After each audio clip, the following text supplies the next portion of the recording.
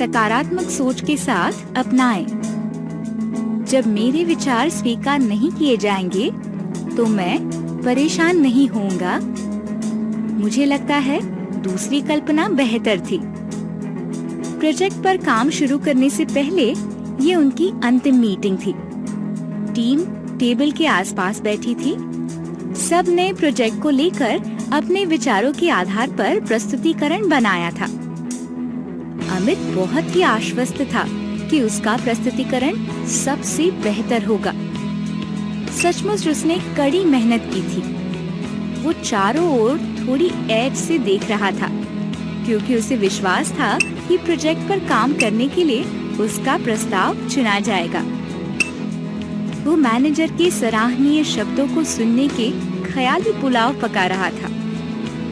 Meeting के दौरान भी वो दिन में सपने देखने लगा और अपने ही ख्यालों में खो गया। प्रस्तुतिकरण खत्म होने वाले थे। हर कोई परिणाम सुनने के लिए उत्सुक था। उनका दिल जोरों से धड़क रहा था और ऐसा लग रहा था मानो उनका दिल कानों में आ गया हो। मैनेजर खड़ा हुआ और उसने हर एक के योगदान की प्रशंसा की। उसने हर एक को सराहा। अमित को तनाव महसूस हो रहा था, क्योंकि उसे जैसी अपेक्षा थी वैसे उसका नाम नहीं लिया जा रहा था।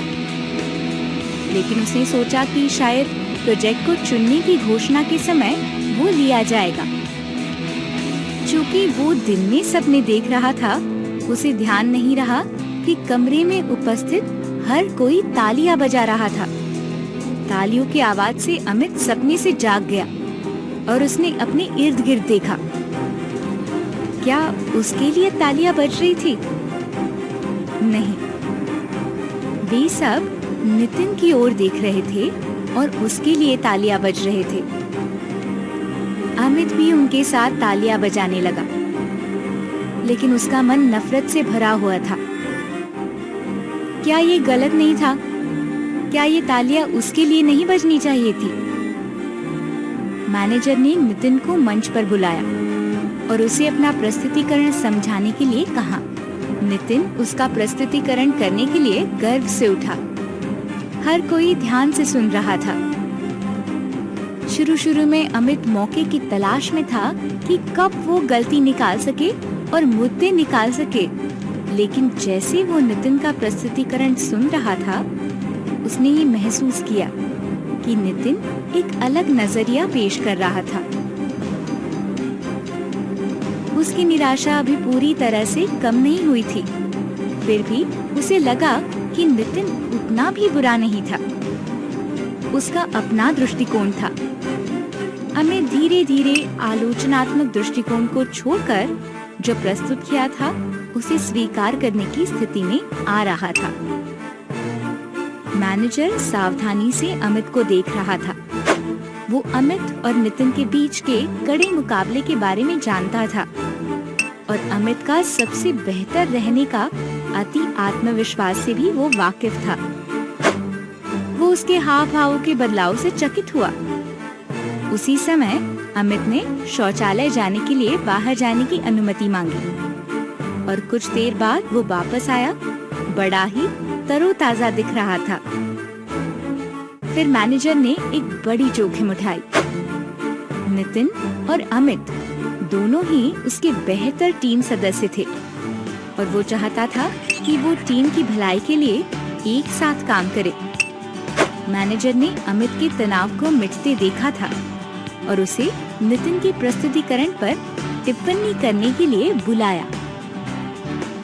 कमरे में सभी तनाव में थे। मैनेजर की तरह ही सब उन दोनों के बीच के मुकाबले से परिचित थे, परंतु अमित ने सबको चौंका दिया। जैसे ही उन्होंने जगह बदली, उसने नितिन की पीठ थपथपाई और अपना गला साफ करते हुए निष्पक्षतापूर्वक नितिन के प्रस्तुतिकरण के अच्छे भागों को सराहा। फिर नितिन की इजाजत से उसने कुछ सुझाव दिए। उसके सुझाव यथार्थ थे। उसकी बातों में से या उसके हाव भाव में से कोई भी जलन या बुरी भावनाएं नहीं झलक रही थी। सबके लिए ये सुखद आश्चर्य था।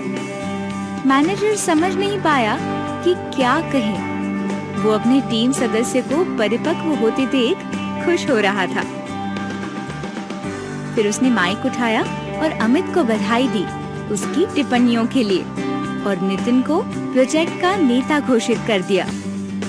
उसने नितिन को शुभकामनाएं दी और आशा की कि उसे इसके लिए सबका सहयोग मिलेगा।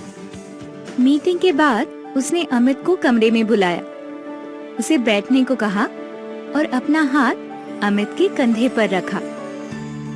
मुझे तुम पर गर्व है अमित, उसने कहा। अमित ने मैनेजर की ओर देखा और उसकी आंखें नम थी।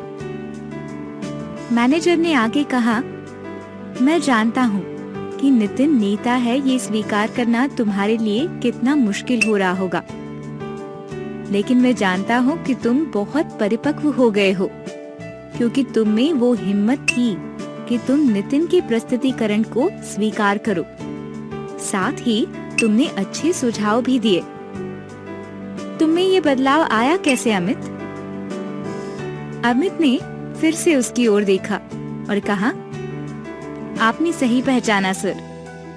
मैं पहले बहुत निराश और परेशान हुआ था, लेकिन फिर आपने जो लचीले होने और हारा हुआ महसूस ना करने के बारे में प्रशिक्षण में सिखाया था वो याद आया। मैं अपने आप से ये दोहराता रहा। बाहर भी निकला कुछ आंसू बहाने के लिए। फिर सर मैंने अपने आप को संभाला और अपने आप से कहा कि मैंने वैसा विचार नहीं किया था जैसे नितिन ने किया था, और ये उसकी गलती नहीं मेरी थी।